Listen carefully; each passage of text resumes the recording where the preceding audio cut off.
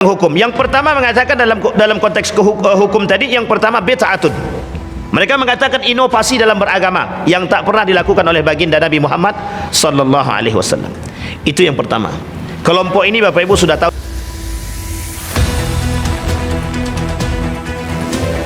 Baik Bapak Ibu sekalian yang berbahagia, di maghrib ini judul kita diganti. Harusnya reinkarnasi Syiah, tapi ini ada kaitan. Ada kaitan. Mulai dari reinkarnasi Syiah bisa jadi reinkarnasi Maulid. Atau lebih tepatnya begini, kita mencoba mengkaji sedikit dari sekian banyak pendapat tentang histori. Histori itu bahasa Inggris, bahasa Indonesianya sejarah. Sebenarnya kalau mau disebut sejarah agak kurang gaul sedikit. Kalau histori ada bahasa Inggrisnya sedikit. Tapi yang uniknya setelah itu bahasa Arab, bahasa Inggris, bahasa Indonesia. Histori Maulid Nabi. Harusnya memang begitulah keadaannya. Nah, kita akan coba angkat Bapak Ibu. Yang menjadi permasalahan kita adalah, yang menambah pekerjaan kita adalah ketika ditambah di belakangnya di Nusantara. Nah, itu menambah pekerjaan. Karena kita harus mencari referensi-referensi yang cukup dan termasuk referensi-referensi yang valid yang bisa kita pertanggungjawabkan. Sehingga Bapak Ibu sekalian yang berbahagia, memang ada baiknya kita mempelajari satu sejarah untuk mengetahui mengapa dan apa landasannya dan apa alasannya. Ini penting Bapak Ibu. Karena sejauh ini saya sangat yakin dan seyakin-yakinnya bisa kita keliling beberapa masjid, tidak usah masjid di Indonesia ini, yang berbicara tentang sejarah Maulid itu tidak banyak. Mesti mereka berbicara pada aspek-aspek yang lain. Sehingga kalau berbicara tentang Maulidir Rasul, Maulid atau Maulidir Rasul, itu sudah menjadi sebuah kesepakatan. Maka malam hari ini saya akan ambil poin-poin utama yang akan kita coba angkat. Poin yang pertama, kesepakatan para ulama tentang Maulidir Rasul. Itu yang paling penting terlebih dahulu, karena kita harus ambil poinnya. Kesepakatan para ulama terbagi pada dua, dan jumhur ulama mengatakan dua ini masyhur dalam pandangan para ulama tentang Maulidir Rasul. Maulidir Rasul itu bukan maulud, tapi maulid. Dia maulid sama maulud berbeda. Maulidin Nabi, kelahiran Nabi. Maulud atau Mauludur Rasul, perayaan kelahiran Nabi. Ini agak berbeda, konteksnya berbeda. Maka kesepakatan para ulama pada dua, dalam tarikh, dalam sejarah, baik tarikh Ibnu Hisham, Ar-Rahiq Al-Makhtub, dalam Syiarul Alam An-Nubala misalkan, atau dalam sejarah yang lain, Haikal Hasan. Haikal Hasan ini bukan Haikal yang lain ya, tapi ini Haikal Hasan, menuliskan buku tentang sejarah baginda Nabi Muhammad sallallahu alaihi wasallam. Syekh Ramadan Al-Buti dalam Fikih Sirah. Jadi saya sebutkan 5 referensi. Yang pertama dalam Haikal Hasan, yang kedua dalam Syekh Ramadan Al-Buti, yang kedua Tarikh Ibnu Hisham, yang ketiga siapa namanya, Tarikh Ibnu Hisham. Yang keempat ada Ar-Rahiq Al-Maktum, Syekh Saifur Rahman Al-Mubarakfuri. Kemudian ada yang kelima, itu bisa kita kaji dalam Tarikh At-Tabari dan beberapa sejarah yang lain. Kenapa ini penting dikuliti? Kenapa ini penting untuk kita pahami? Di sini terjadi perbedaan pendapat. Perbedaan pendapat kelahiran baginda Nabi Muhammad sallallahu alaihi wasallam. Yang pertama pada tanggal 12, yang kedua pada tanggal 13. Indonesia menggunakan tarikh 13, tanggal 13 Rabiul Awal, yang jatuh pada hari Senin. Nabi ditanya oleh sahabat Nabi, ini hadis masyhur yang dijadikan landasan oleh para ulama. Bahkan Allah mengatakan di dalam Al-Quran, Qul fabillahi fabifadlillahi wa rahmatihi fabidzalika falyafrah wa huwa khairum mimma yajma'un. Kata Allah dalam Al-Quran, kata Allah, maka dengan rahmat Allah dan keutamaan Allah lah maka bagi kalian untuk berbahagia. Tapi ini ada kaitannya nanti dengan kalimat maulud. Kita kesampingkan dulu. Pada tanggal 12 atau tanggal 13. Indonesia menggunakan tanggal 13. Saudi Arabia ada yang 12, ada yang 13. Di beberapa negara yang lain ada yang mengambil tanggal 12, ada yang mengambil tanggal 13. Ini kesepakatan. Dan tidak ada yang keluar di tanggal itu. Tapi ada yang mengatakan tanggal 15. Ada, tapi tidak masyhur. Tidak masyhur. Ini penting untuk dipahami, ini sejarah. Karena malam hari ini bukan peringatan Maulid, tapi lebih condong kepada sejarah daripada Maulid. Maka kita harus kaji itu dulu. Dari awal dari situ. Bapak Ibu sekalian yang berbahagia, masuk pada poinnya. Tanggal 12 atau 13 kita sepakati. Baik 12 ataupun 13, ini jumhur ulama, banyak ulama yang berpendapat yang berpegang pada tanggal tersebut. Sepakat ya Bapak Ibu ya? Baik. Kemudian setelah selesai penentuan tanggal tadi yang disepakati oleh para ulama, sekarang barulah kemudian muncul pemahaman tentang hukum melakukan maulid. Hukum melakukan maulid. Okey Bapak Ibu? Hukum melakukan maulid. Pada aspek ini semua ulama berbeza pendapat. Mayoritas ulama berbeza pendapat. Hukum maulid ini itu disampaikan dulu dalam konteks yang berbeda. Yang pertama ada dua pemahaman. Yang pertama kelahiran Nabi. Yang kedua perayaan kelahiran. Harus dipahami. Yang pertama kelahiran Nabi. Yang kedua perayaan kelahiran. Maka yang dipermasalahkan yang mana? Kelahiran Nabi atau kesyukuran atas kelahiran Nabi atau perayaan kelahiran Nabi? Ini poinnya penting di sini untuk dipahami dulu.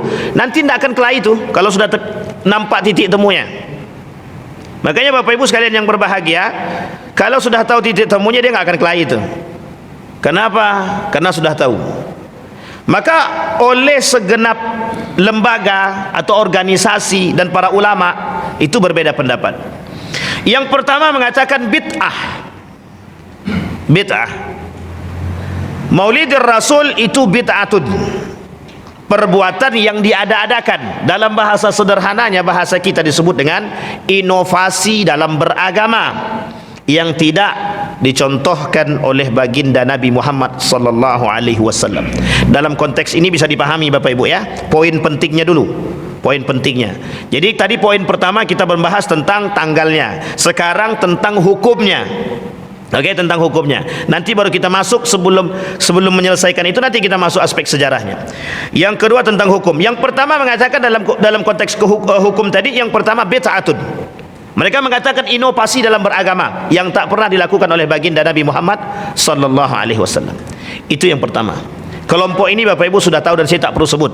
Ini teman-teman salafi atau orang-orang yang berpandangan itu semua adalah sesuatu yang tidak pernah dikerjakan oleh Nabi dan mereka anggap ini inovasi dalam beragama, tepatnya mereka katakan bid'atun. Yang kedua, dalam pandangan Muhammadiyah, sebenarnya saya tidak mengambil pandangan Muhammadiyah, tapi salah seorang tokoh daripada Muhammadiyah, Profesor Dr. Haji Yunhar Ilyas, ketika saya bertanya langsung kepada beliau, apa pendapat Prof terhadap ini, kebetulan ulama daripada Muhammadiyah. Saya tanya apa pendapat Muhammadiyah atau Prof sendiri terkait Maulidin Nabi, perayaan Maulid Nabi. Beliau mengatakan ini adalah tradisi. Tradisi kalau dikaji dalam konteks ketradisian, tradisi yang tak keluar daripada, yang tidak keluar daripada jalur syariat Islam, yang tidak bertentangan dari syariat Islam, ulama mengatakan mubahun. Sampai di sini paham Bapak Ibu? Ulama mengatakan jalurnya, kalau seandainya ini tradisi dalam pandangan, mohon maaf, Profesor Dr. Haji Yunhar Ilyas mengatakan almarhum itu ini adalah tradisi, maka bisa dikatakan tradisi itu tergantung, hukumnya tergantung. Kalau tradisi itu tidak keluar daripada jalur syariat, tidak bertentangan dengan agama, maka hukumnya mubah. Tapi bisa menjadi sunnah, bisa menjadi sunnah jika memang perbuatan itu sangat condong dan sangat bermanfaat, bisa mendatangkan kecintaan, itu bisa menjadi sunnah. Maka dalam pandangan, mohon maaf teman-teman Nahdliyin, itu beranggapan bahwa Maulidin Nabi sunnatun, bukan hanya sekedar tradisi tapi sunnah. Nomor 3 tadi. Nah, kita ambil 3 ini saja, tidak usah terlalu banyak karena ini representasi dari sekian banyak para ulama. representasinya cukup 3 tadi. Yang pertama mengatakan bid'ah, yang kedua mengatakan mubah, yang ketiga bisa mengatakan sunnah. Kenapa kok dikatakan sunnah? Karena memang itu mengajak untuk cinta kepada Nabi. Tapi ada yang keempat yang mengatakan haram jika perbuatan-perbuatan dalam tradisi maulidin Nabi atau maulid Rasulullah sallallahu alaihi wasallam tadi bernuansa kemaksiatan dan menentang Allah dan juga melakukan kesyirikan. Itu haram untuk dilakukan. Konteks sampai di sini sudah paham Bapak Ibu? Baik, ini hukum. Kenapa saya mengambil 4 ini? Ini representasi. Kalau dikaji dalam hukum yang sesungguhnya, Bapak Ibu, mohon maaf tak selesai waktu kita. Nah, kita nanti tak sampai, protes pula Pak Yani nanti kan. Tak sampai nanti pada sejarah dia tadi. Nah, sekarang kita masuk pada sejarah dulu Bapak Ibu. Sekarang pertanyaannya, yang mau kita kaji ini maulid atau maulud? Historinya, sejarahnya. Kita mengkaji kesyukuran terhadap kelahiran, itu tidak ada salah. Kesyukuran terhadap rasa syukur terhadap kelahiran tidak ada salah. Maka kalimat maulid itu kelahiran. Maka orang yang ingin mengingat maulid, mengingat kelahiran Nabi, salahkah? Tak salah.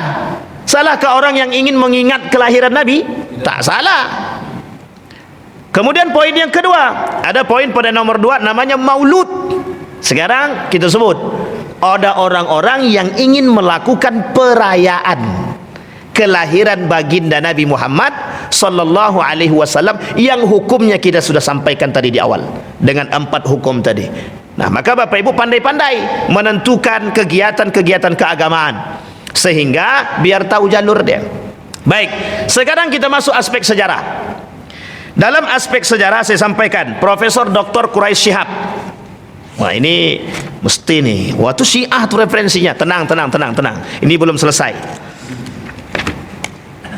Profesor Dr. Quraisy Shihab mengatakan dalam pandangan beliau, dan Quraisy Shihab mengatakan dalam tafsir dia mentafsirkan salah satu ayat di dalam Al-Quran. Wasalamun alayya yauma wulidtu wa yauma amutu wa yauma ab'asu hayya.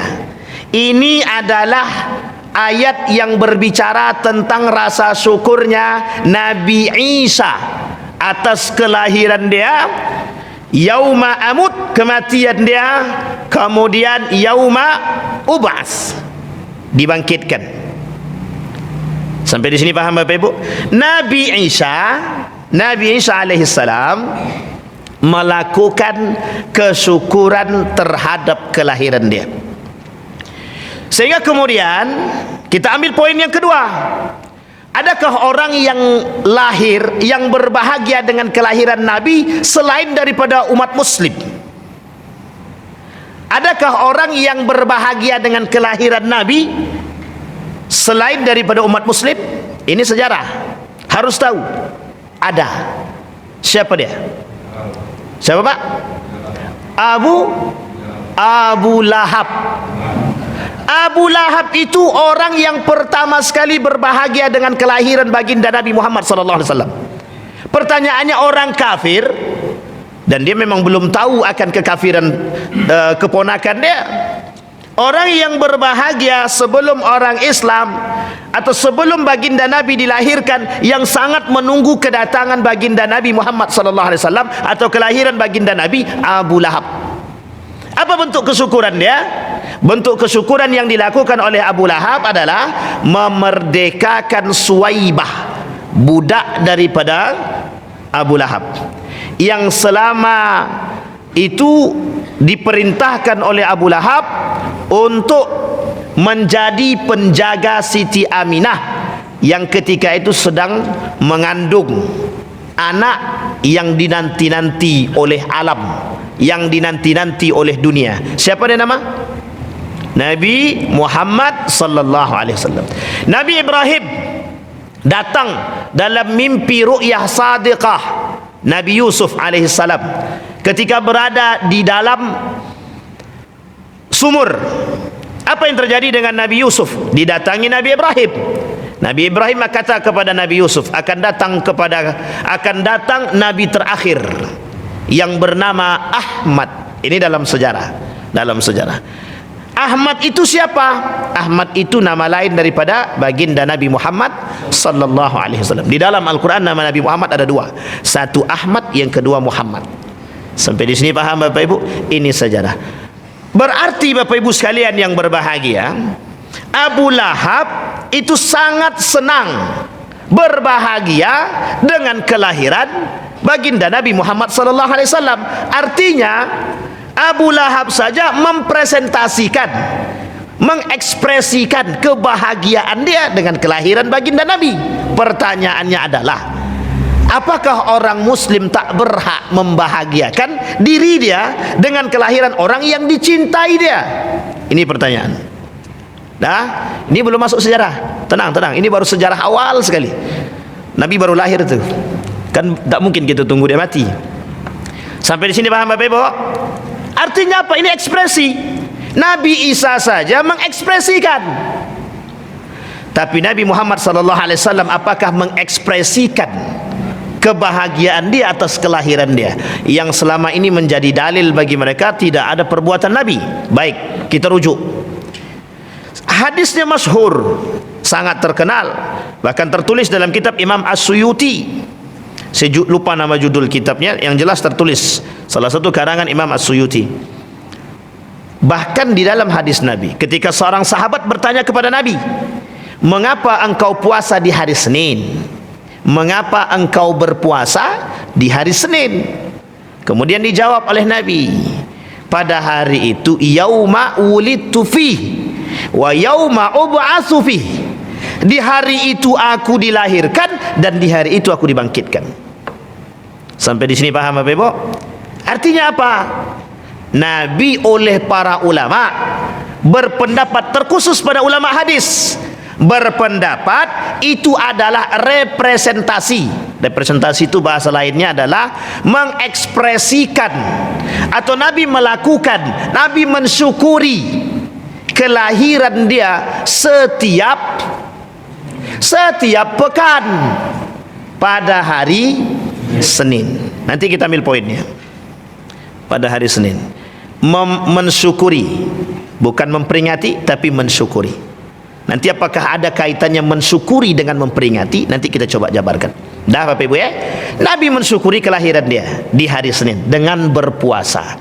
Jadi Bapak Ibu, Bapak Ibu lahir di hari apa? Wah, aku lahir hari Sabtu. Puasalah setiap pekan. Itu kalau pengen mensyukuri kelahiran. Kalau pengen mengikuti baginda Nabi Muhammad sallallahu alaihi wasallam. Sampai di sini paham Bapak Ibu? Sekarang pertanyaannya adalah, apakah itu bentuk peringatan atau itu bentuk kesyukuran? Oleh para ulama dikatakan, orang yang mensyukuri kelahiran dia sama saja dia sedang memperingati kelahiran dia. Sampai di sini paham Bapak Ibu? Berarti hukum ulang tahun boleh. Nah, ini lain cerita.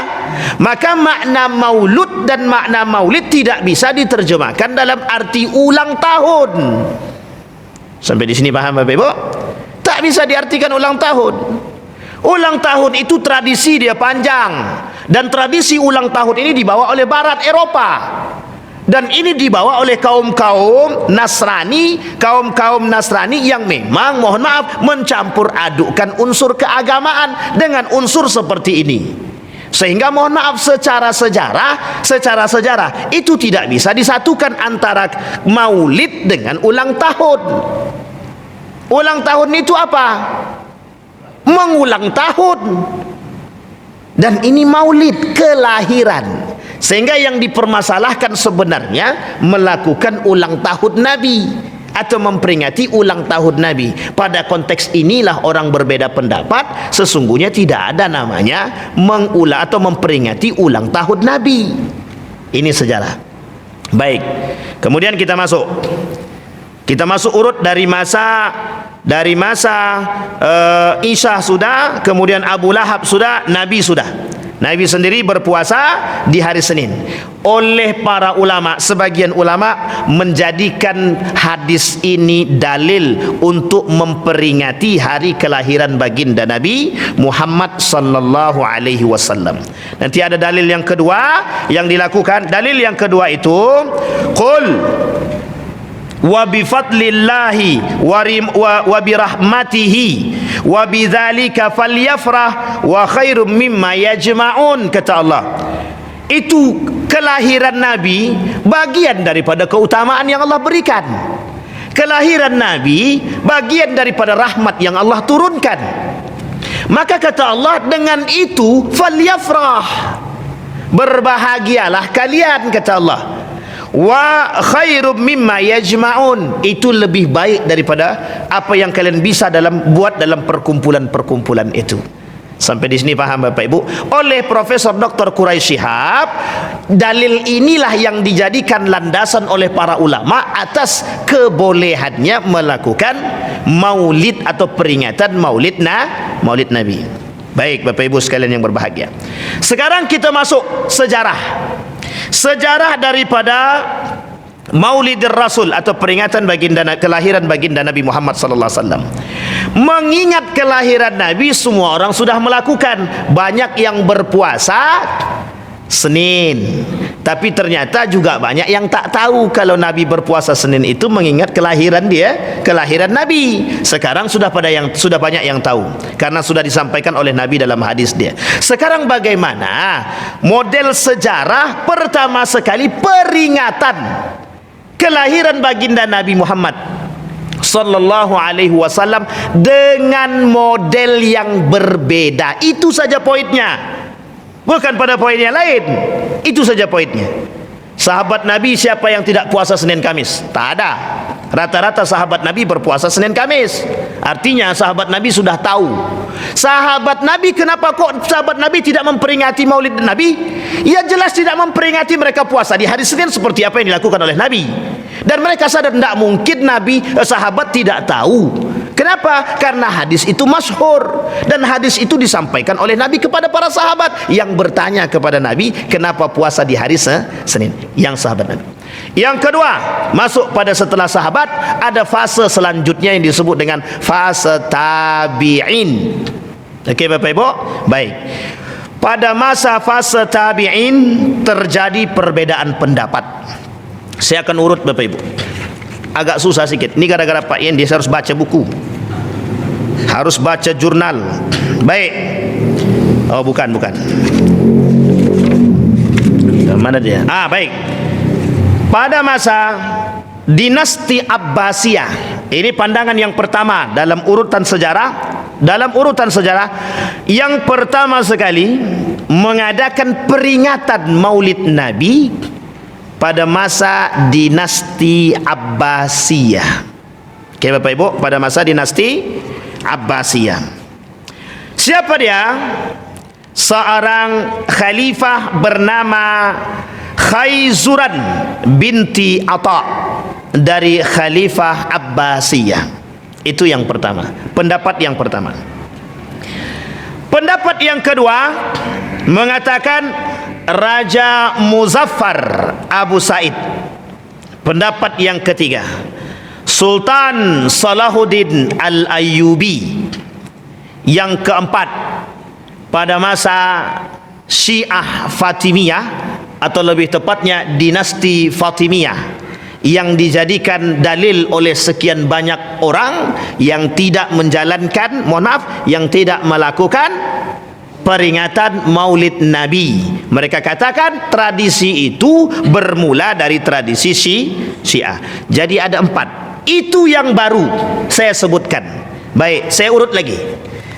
Sekarang saya urut Bapak Ibu per tahun, per abad, biar agak enak sedikit. Perkembangan sejarah maulid. Ini yang nak ditulis-tulislah, biar nanti pas ada orang bertanya, mana sejarah, baca katanya. Kan gitu enak. Kan tak mungkin pula. Baik Bapak Ibu, perkembangan sejarah maulid. Yang dimaksud adalah perkembangan sejarah peringatan maulid Nabi dengan model-model tertentu. Oke Bapak Ibu? Baik. Yang pertama, pada abad ke-10 Masehi, dinasti Fatimiyah. Pada abad ke-berapa Bapak Ibu? 10. Dinasti Fatimiyah, Syiah Islamiyah. Ini tidak disebarkan, hanya untuk lokal Mesir saja dalam sejarah. Dan ini Bapak Ibu diambil oleh sebagian kalangan, termasuk para ulama-ulama Mesir mengatakan demikian.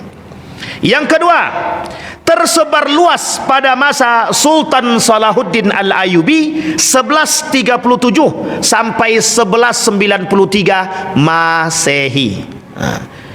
Ini gara-gara Pak Yendi nih, pemimpin Sunni ketika itu. Salahuddin Al-Ayyubi, tahu Bapak Ibu siapa dia? Siapa Bapak Ibu Salahuddin Al-Ayyubi?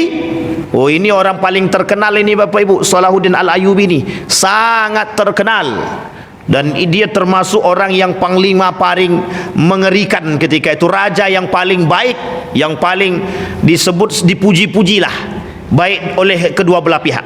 Tetapi pada masa itu Bapak Ibu terjadi satu kejadian yang disebut dengan Perang Salib. Pada masa siapa? Sultan Salahuddin Al-Ayyubi. Baik, apa tujuan ketika itu dilakukan oleh Sultan Salahuddin Al-Ayyubi? Yang pertama, memperkuat semangat keagamaan dan persatuan umat Islam yang ketika itu mereka berada dalam Perang Salib. Kondisi Bapak Ibu, nanti Bapak Ibu di Nusantara, nanti biar cepat betul kan, habis pula waktu nanti. Baik Bapak Ibu, jadi dalam Perang Salib itu umat Islam kondisinya seperti apa? Umat Islam kondisinya terombang-ambing. Ketakutan cukup terjadi, jangan salah, ketakutan juga cukup terjadi pada umat Muslim. Sehingga dalam Perang Salib tersebut Salahuddin punya ide, bagaimana dengan peringatan Maulid Nabi untuk memperekat umat. Karena dalilnya, alasannya melakukan peringatan itu kelak dari sekian masa, sekian abad itu sama, untuk mempersatukan umat Muslim. Yang kedua, kata Salahuddin Al-Ayyubi, inspirasi dan motivasi dalam mengenang teladan dan keberanian baginda Nabi Muhammad sallallahu alaihi wasallam. Maka dalam beberapa hari ini Bapak Ibu saya melaksanakan kegiatan Maulid. Itu saya sampaikan Bapak Ibu, kita bukan memperingati tanggal kelahiran Nabi, saya bilang, tapi kita hari ini khusus. Kenapa saya katakan hari ini? Kita harus memperingati bagaimana perjuangan Nabi menegakkan baldatun thayyibatun wa rabbun ghafur, menegakkan nilai-nilai agama, menjunjung tinggi Islam, peradaban Islam itu. Hari ini peradaban Islam itu merosot. Sama keadaannya pada masa Salahuddin Al-Ayyubi, ketakutan, ketidakbersatuan umat Muslim, terpecah belahnya umat Muslim. Dibuatlah salah satu sarana oleh Sultan Salahuddin Al-Ayyubi untuk mengangkut kembali persatuan umat Muslim. Maka mengenang perjuangan Nabi dan keberanian baginda Nabi Muhammad sallallahu alaihi wasallam. Pertanyaan saya Bapak Ibu, berapa banyak dalam catatan sejarah Nabi berperang? Ini saya kasih tahu Bapak Ibu, sebelum Nabi dibaiat menjadi Nabi, Nabi baru berumur, masih sangat belia, masih sangat muda, Nabi terlibat dalam satu perang. Nama perangnya Perang Fijar. Lain waktu kita bahas itu perang, karena tak masuk dalam sini. Lain cerita nanti, panjang keluar. Baik, yang ketiga, tadi pada masa Sultan Salahuddin Al-Ayyubi 1137, kemudian 1193, mulai populer di kalangan umat Islam di belahan dunia abad ke-12 dan abad ke-13 Masehi. Siapa yang mengadopsi ini? Yang mengadopsi perbuatan Salahuddin Al-Ayyubi ini adalah itu kerajaan-kerajaan dan kesultanan Islam. Saya ambil contoh. Yang pertama, negeri Saudi Arabia, atau lebih tepatnya Arab. Bukan hanya Saudi Arabia saja, tapi Arab. Dulu Bapak Ibu, Saudi Arabia memperingati Maulid Nabi. Saya kata, kok bisa Ustaz? Ya, pernah saya tanya, pernah. Dan saya juga pernah tahu itu Bapak Ibu. Saya tanya sama guru saya waktu di Mekah itu, pernah enggak di Mekah ini terjadi peringatan Maulid Nabi? Oh pernah. sebelum berubah mazhab. Ketika mazhabnya Imam Syafi'i itu dilakukan. Pada masa Imam Abu Hanifah kalau saya tak salah juga dilakukan. Artinya apa Bapak Ibu? Ada indikasi tersebut melakukan peringatan Maulid Nabi. Tapi tenang Bapak Ibu, Abdurrahman As-Sudais sudah melakukan ceramah di Masjidil Haram untuk memperingati Maulid Rasul, kelahiran baginda Nabi Muhammad sallallahu alaihi wasallam. Salah ke tak salah boleh lihat di Facebook saya, sudah ada video yang tersebar dalam bahasa Arab itu. Kalau Bapak Ibu mau ceklah. Yang kedua, Afrika Utara. Kemudian yang ketiga, Asia Tenggara. Dalam sejarah ternyata sebenarnya bukan hanya tiga saja, beberapa kerajaan-kerajaan Islam yang lain sudah mengadopsi itu. Baik Bapak Ibu sekalian yang berbahagia, sekarang kita masuk poinnya Bapak Ibu. Sudah tak sabar nih Bapak Ibu ya? Baik, sekarang Bapak Ibu kita masuk dalam pandangan Profesor Dr. Quraish Shihab. Tata cara bersyukur dalam memperingati kelahiran baginda Nabi dilakukan oleh Nabi berpuasa, dan itu tercantum sebagaimana dilakukan oleh Isa. Tetapi peringatan seperti yang terjadi hari ini, kata beliau, itu dimulai pada masa dinasti Abbasiyah. Sejalan dengan yang pertama tadi kita sampai. Ini pendapat-pendapat yang saya sampaikan, sejalan dengan yang kita sampaikan tadi. Tapi kata beliau, berbeda orang. Kalau dinasti Abbasiyah yang tadi itu siapa namanya? Siapa Bapak Ibu namanya? Yang tadi kita sampai di awal? Lupa Ustaz. Oke, Khaizuran. Tapi kalau yang menurut pandangan Profesor Dr. Quraish Shihab, dalam pandangan beliau itu bukan Khaizuran, tapi Al-Hakim Billah. Siapa nama Bapak Ibu? Al-Hakim Billah. Pemerintah Al-Hakim Billah melakukan peringatan Maulid Nabi dengan cara, ini dia Bapak Ibu, keluar bersama permaisuri dia. Kemana dia keluar bersama permaisuri dia? Bukan keluar kemana-mana, keluar bersama permaisurinya menuju masyarakatnya untuk mengadakan peringatan Maulid Nabi dengan cara, ini di Mesir ketika itu, dengan cara membuat makanan atau yang disebut dengan boneka-boneka manisan, atau manisan-manisan itu yang digambar-gambarkan boneka, dibuat seperti boneka, dan mereka akan makan bersama. Kebiasaan itu, tradisi itu disebut dengan Arasil Maulid di Mesir ketika itu. Nah, jadi sebenarnya kalau kita mau merujuk, bisa jadi dinasti Fatimiyah mengadopsi itu, bisa jadi. Sampai di sini paham Bapak Ibu? Baik. Sekarang kita masuk poinnya Bapak Ibu. Poinnya, dalam beberapa literatur Bapak Ibu, saya sudah mencari Bapak Ibu. Ini termasuk menyakitkan bagi saya, karena memang literatur tentang Nusantara itu tidak banyak yang menuliskan sebenarnya. Yang menuliskan tentang masuknya sistem masuknya peringatan, model-model peringatan Maulid Nabi ini ke Nusantara, itu sebenarnya tidak banyak yang menulis. Tetapi ada beberapa literatur dalam jurnal dan beberapa buku yang saya ambil terkhusus pada munculnya yang disebut dengan Wali Songo. Tapi sebelum kedatangan Wali Songo itu di Nusantara terjadi, nah ini Bapak Ibu yang ingin saya angkat, terjadi ketika itu di Nusantara perubahan, kalau dalam bahasa lainnya itu perubahan budaya, tradisi-tradisi, yang ketika itu tradisi-tradisi dia lebih pada mengadopsi kepada agama Buddha dan Hindu.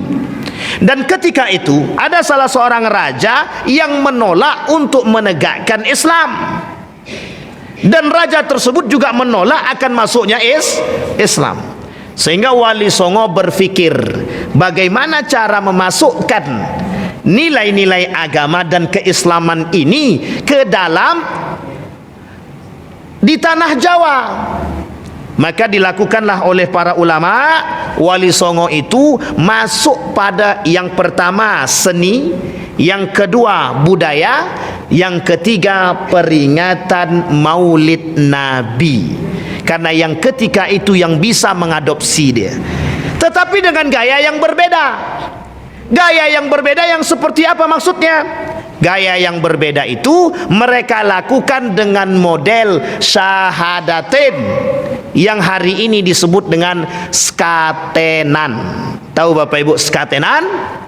Skatenan itu tradisi maulid Nabi dengan bersyahadat. Jadi ketika ada kegiatan-kegiatan syahadatin ini, orang senang dan datang dalam tradisi budaya. Dicampurlah tradisi budaya itu untuk memperingati maulid Nabi. Nah, di situ dimasukkan nilai-nilai Islam, dan ketika orang mengetahui nilai Islam, disitulah ada orang-orang yang bersyahadat. Singkat cerita Bapak Ibu, makanya muncul di tanah Jawa itu ada yang disebut dengan Arab maklum, bukan Islam abangan, atau Islam apa lagi namanya? Islam kejawen. Mereka Islam secara lisan, tapi mereka tak solat. Tapi sebenarnya itu merujuk kepada sejarah tadi. Yang penting ketika itu mereka berislam dulu, mau mereka menerima dulu, sehingga Bapak Ibu tak salah ketika salah seorang murid daripada Sunan Kalijaga, ketika Sunan Kalijaga mengajak murid dia mencuri rumah para konglomerat, diambil oleh Sunan Kalijaga harta dia, kemudian dibagikan kepada orang-orang fakir miskin yang membutuhkan, terkhusus ketika itu konglomeratnya Belanda. Kemudian apa yang dilakukan? Bertanyalah murid daripada Sunan Kalijaga kepada Sunan Kalijaga, apakah Islam mengajarkan seperti ini? Kata Sunan Kalijaga, tidak. Kelak akan muncul golongan-golongan yang akan membenarkan atau memperbaiki perbuatan-perbuatan yang salah. Bapak Ibu tidak bisa salahkan ketika itu Sunan Kalijaga, itu kondisi ketika itu Bapak Ibu, dan tidak bisa kita menyalahkan begitu saja, tak bisa. Itu kondisi. Karena ketika itu orang tidak akan menerima Islam dengan gaya-gaya yang mohon maaf pragmatis. Kita ambil contoh di Makkahul Mukarramah. Kenapa ketika itu tidak diharamkan, ketika di Mekah tidak diharamkan zina? Kenapa tidak diharamkan khamar? Kenapa tidak diharamkan riba? Dan lain sebagainya. Tradisi-tradisi jahiliyah tidak diharamkan. Yang dilakukan oleh Nabi ketika di Mekah cuma satu, bagaimana merubah patung-patung itu menjadi Tuhannya Allah. Artinya apa? Mereka tidak lagi menyembah patung, tapi mereka menyembah Allah. Itu yang dilakukan oleh Nabi. Sehingga mohon maaf, karakter masyarakat Mekah ketika itu menolak sedemikian rupa apa yang dilakukan oleh baginda Nabi Muhammad SAW. Makanya karakter orang Mekah terkenal dengan keras. Kalau di Mekah itu sebutannya haram, haram, haram gitu. Betul Pak Imam? Tapi kalau di Madinah tidak. Orang sudah mendengar Islam, dan bahasa lainnya sudah lebih berakal lah, kan begitu, lebih beradab. Sebenarnya nggak begitu juga ya, tapi kan mereka juga nggak paham bahasa Indonesia, jadi aman aja lah sedikit. Jadi Bapak Ibu, ketika di Madinah itu lain cerita. Orang Madinah, orang Yasrib sudah mengenal Islam. Nabi datang ke Madinah, orang tidak lagi bersyahadat, tapi karena orang sudah pada masuk Islam, sudah mendengar Islam. Yang dilakukan oleh Nabi adalah ketika sampai di Madinah, turunlah ayat-ayat tentang apa? Tentang hukum riba, zina, kemudian nikah beda agama, kemudian zina, khamar, keharaman khamar dan lain sebagainya. Itu semua turunnya di mana? Turunnya di Madinah. Kenapa kok turunnya di situ? Masyarakatnya sudah beragama, masyarakatnya sudah percaya kepada Allah. Hanya saja pendekatan yang dilakukan oleh Nabi menggunakan pendekatan persuasif. Apa maksudnya?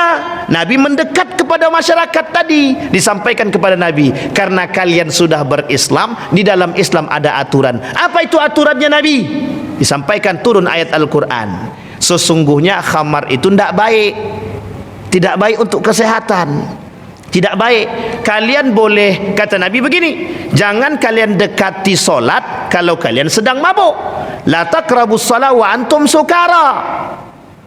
Tak disebutkan langsung haram, tak disebutkan. Itu ayat pertama turun itu, maksudnya tentang khamar. Setelah itu Bapak Ibu sekalian yang berbahagia, Selesai pengucapan itu, turun ayat selanjutnya. Sesungguhnya khamar itu perbuatan setan, kata dia.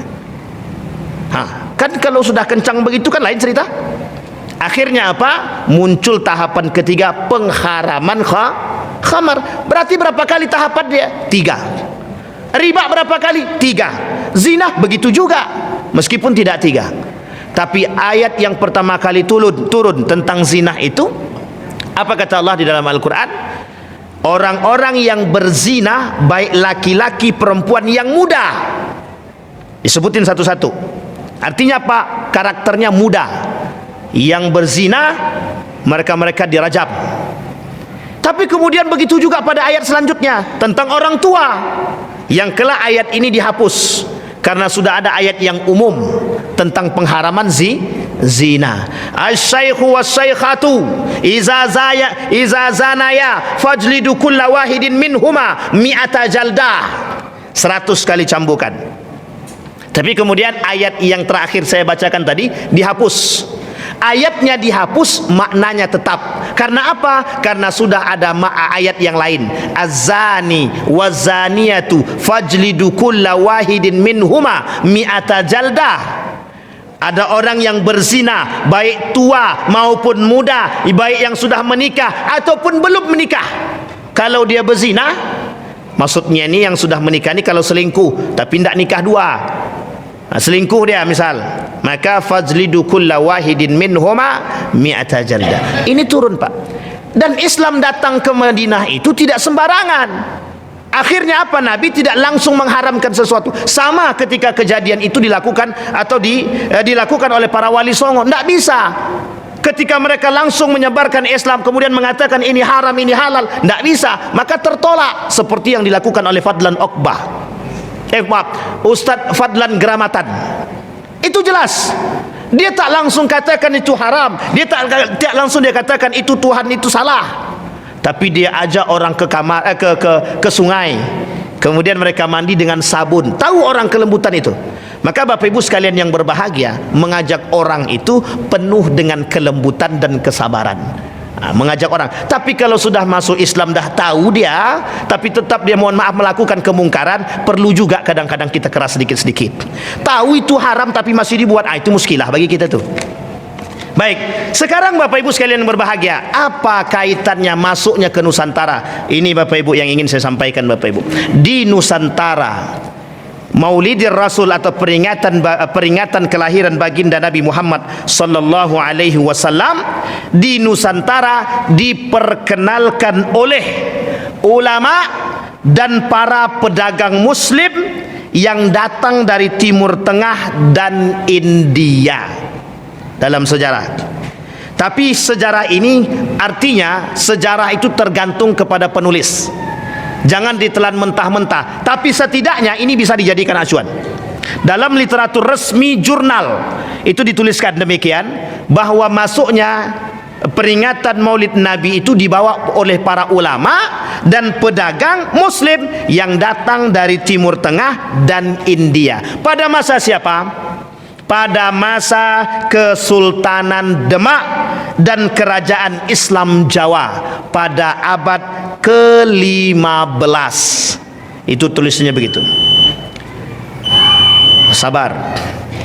Kemudian apa tujuannya? Tujuannya adalah momentum penting sejarah Islam. Artinya apa? Mereka ingin tunjukkan betapa pentingnya sejarah Islam, betapa pentingnya nilai-nilai keislaman. Yang kedua, tujuan para ulama ketika itu dan para pedagang muslim ketika itu menyebarkan atau melakukan peringatan Maulid Nabi untuk mempersatukan umat muslim, untuk mengenalkan Islam dan mengenalkan kepada mereka ajaran-ajaran Islam. Sampai di sini Bapak Ibu paham? Apa bentuk tradisi yang dilakukan oleh mereka? Bentuk tradisi yang dilakukan, satu, skatenan atau syahadatin tadi.